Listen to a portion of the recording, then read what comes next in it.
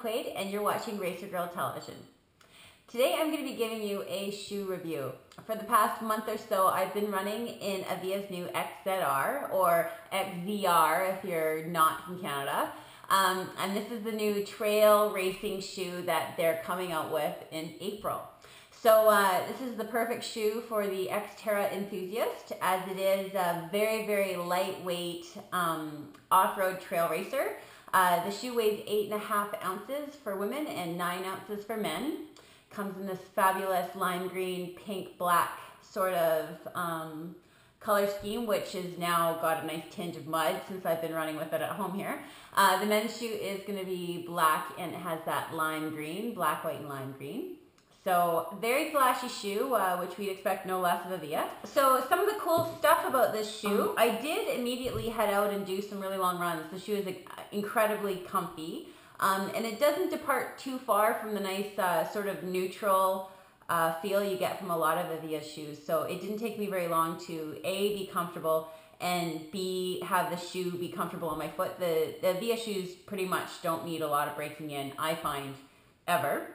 The shoe does come with the speed laces for us triathlon folks, but I always take them out and double knot these kind of laces in the winter anyways, so that's why mine are off. And then I usually replace those with elastic laces for racing during the race season anyways. So that is a feature that you can avoid if you just use the toggle that the shoe comes with, but I choose not to. Okay, so some technical stuff. The shoe does have a 6mm rake, which means basically that the sole is, fairly flat, which leads to a very stable platform for running off-road. It doesn't have a really high heel, where you're going to end up rocking and not having good proprioception with your foot in the trails. I did find these outstandingly stable and really good in a lot of the very technical trails that I like to run on in wintertime here in the Pacific Northwest, which means mud, roots, and slippery rocks. And these shoes were excellent. On it has like a sole that's got some like tire tread sort of action happening on the bottom, which I found stuck really well in mossy, slippery, rocky conditions. And I did only take a little bit of the mud and the rocks back with me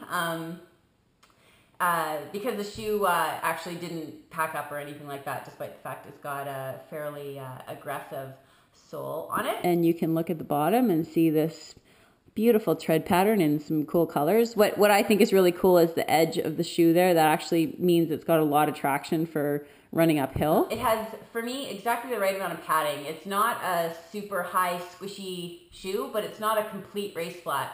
I find if you get the sole too squishy and too light, then essentially you're running in bare feet, which I am not accustomed to doing. So the shoe is a comfortable amount of padding for off-road, for gravel, for those kind of conditions.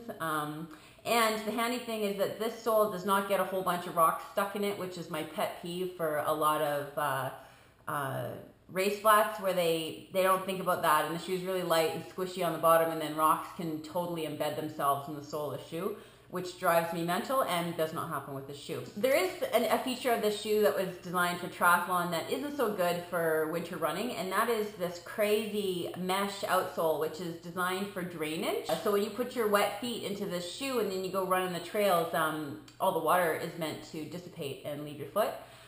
When it's pouring rain and 4 degrees in the Pacific Northwest, that means you have very cold feet by the end of the run. I froze to death in my last 2-hour run because my feet got cold. So that is a consideration with these shoes in the winter, is that they are, they drain out, which means they let water in. So that was one negative for winter, but obviously it's going to be a positive when I actually use the shoe in the way that it is intended, which is summer racing. You can see this meshy outsole, which makes it, you can see right through the shoe. You can see how meshy that is. That allows for a lot of water to get out of the shoe, but also, in wintertime, lets water in too and makes your feet freezing. The shoe is designed for racing. So it has this little toggle thing, which is meant for quick transitions. with speed laces, the Avi grip here in the front for the tongue, and a loopy thing at the end so that you can, you know, run and quickly put your shoes on in transition. Features like the little loop at the back, and you know, you can, it's all rubbery on here so you can grip the tongue of the shoe when you're putting it on. And although I haven't tried this shoe yet without socks, because like I said, I was frozen the last time I was wearing them and I wanted Gore-Tex socks or something crazy like that, I do believe that it feels pretty good.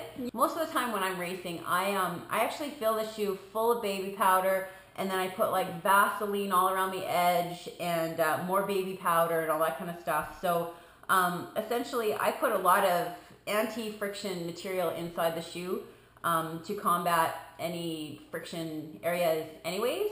But I do know that the shoe was designed to be worn by triathletes, and there has been a lot of thought that's been put into what would be the least abrasive to your, you know, tender tootsies on race day. And you can look at it up close and you can see how cool it is, and it's called the Avi-Bolt XZR. No. So this was Avia's newest entry into the trail racing shoe market. This is the Bolt XZR. This is the women's version, and you can get more information about this shoe at avia.com. I know that I'm going to have mine already, so since they're coming out in April, I'm sure all of us are going to be able to give them a good, proper testing at the first race of the 2012 Xterra Race Series in Las Vegas. I'll see you there. Thanks for watching Racergirl Television. See you next time.